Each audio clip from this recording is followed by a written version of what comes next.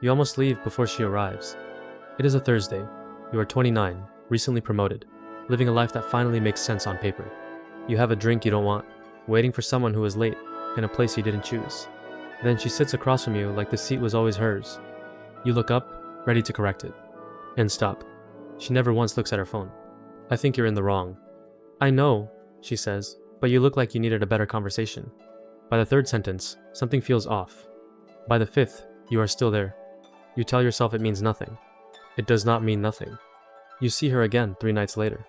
Different place, same outcome. She is already there. You found me, she says. I changed places. So did I. You sit. Her name is Elena. She asks you questions no one asks anymore. Not what you do, but why you chose it. Not where you live, but whether you feel anything when you're there. You answer. 2, honestly.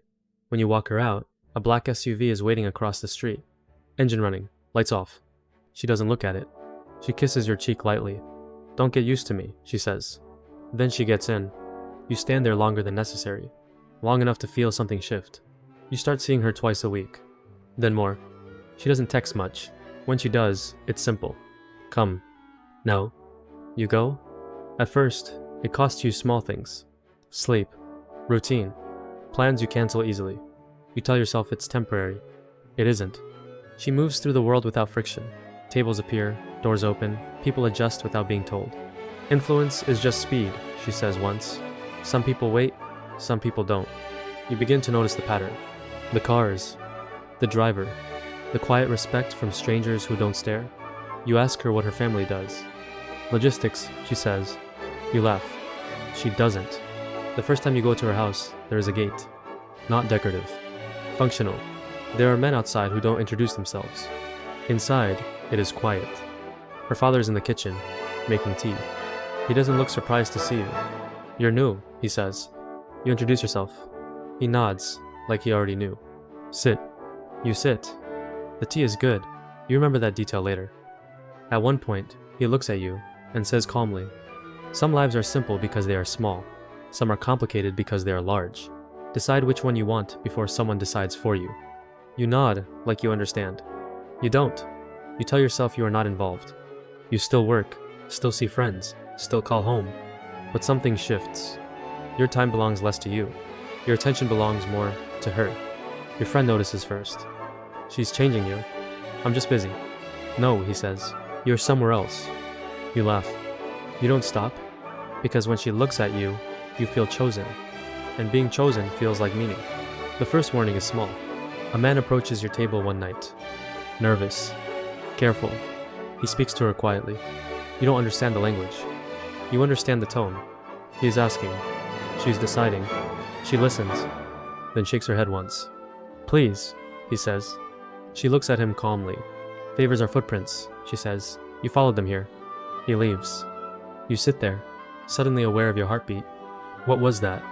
Nothing, she says. You believe her. Because not believing her would require a decision. You stay. You stay because it still feels like observation. You stay because you feel more alive. You stay because leaving would feel like going backward. The truth arrives quietly. One afternoon, she's on the phone in the next room. You're not trying to listen. You hear your name, then your office, then numbers. He doesn't need to know, she says. It's handled. Handled. You step closer. She turns when she sees you. A small pause. Then honesty. You had a problem at work, she says. I fixed it. Your chest tightens. That's my problem. It was. You realize. Your promotion. The sudden ease. You did that? I made a call. The sentence is simple. The impact isn't, you don't get to do that. I improved your life, she says. And something shifts. What felt like love now carries weight. What felt like attraction now includes control. You feel the line and realize you've already crossed it. You almost leave that night. You stand at the door, your hand on the handle. She doesn't stop you. Freedom can arrive carrying handcuffs, she says. You think about your life before her. Predictable. Clean. Then your life now. Complicated. Alive. You pause. You stay. Because the truth is already forming. You don't want to go back. Nothing changes. Everything changes. Work becomes easier. Too easy. Problems disappear before they grow. People start listening differently. You stop asking questions, because you already know the answers.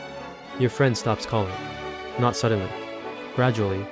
Missed dinners, unanswered messages, distance. You tell yourself you'll fix it. You don't, because every time you choose her. Some people ruin your life, others replace it. It is 4:12 a.m. when you wake up. She isn't in bed. You hear voices downstairs. You walk halfway down, and stop. A man is kneeling. His hands are shaking. Elena stands in front of him. Calm. You knew the rules, she says. I thought. You thought wrong. No anger. That's what unsettles you. A pause. Then she nods to someone out of view. You don't stay. You go back upstairs. You lie down. When she returns, she slips into bed beside you. Her hand finds yours. You don't pull away. You don't ask. Because asking would make it real. And real things require decisions. By the second year, you stop pretending. You stop explaining your life. You stop needing approval. You become aligned. With her world, you speak less. But when you do, people listen. You are calmer, not because you're stronger, because you're protected. And you like it. That's the part you don't say out loud. The shift becomes clear at a dinner. Important people. Careful conversations. Her father across the table. Someone asks you a question, not about work, about something that matters. You answer. Measured. Precise. There's a pause. Her father watches you, then nods once. After dinner, she says, You did well. At what? At being useful. The word stays with you. You thought you were entering her world. You were being evaluated. You thought you were falling in love. You were also being positioned. And the unsettling part, you didn't notice when it started. The first real cost comes through your family. Your father calls. Someone came by the house, he says. Your chest tightens. They asked about you. You already know. You call her. Why did someone go to my parents? To make sure they're safe. They were safe. Not like this. Anger rises. You don't get to decide that. I already did. Silence. Love does not cancel power. It reshapes around it. You visit your parents. The house feels smaller. Your father watches you carefully. You're different. I know. Are you in trouble? You think. Yes, you say. But not the kind you think. You consider leaving. Not dramatically. Quietly. In moments, you imagine life without her. Simpler. Safer. Smaller. It feels like a room you've already left. She notices. You're thinking about leaving. You don't deny it. I could give you a clean life, she says. Separate. You almost laugh. Could you? Yes. You study her and realize something. Even your exit would belong to her. Freedom designed. Controlled. You don't leave, you say slowly. You transfer. She smiles slightly. You understand. And that's the moment it becomes clear. You're not choosing between staying and leaving. You're choosing between versions of her. Time passes. You stop measuring it. Not in months. In changes. You stop explaining yourself. You stop needing your old life. You redraw your boundaries. And the unsettling part, it feels easy. Years later, you stand in her kitchen. Her father pours tea. Again. You stayed, he says. Yes. Do you regret it? You think.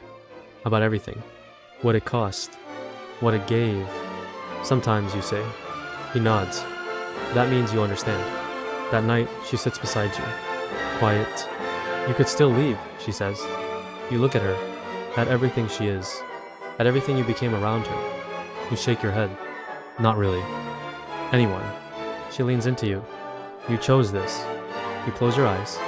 Yes. And the final truth settles in. It cost you your simplicity. Your clarity. A version of yourself that was easier to live with. But it gave you something else. Something harder to explain. Sometimes love is just a beautiful price. And if someone asked you now, was it worth it? You would hesitate. Not because you don't know, but because the answer would reveal who you've become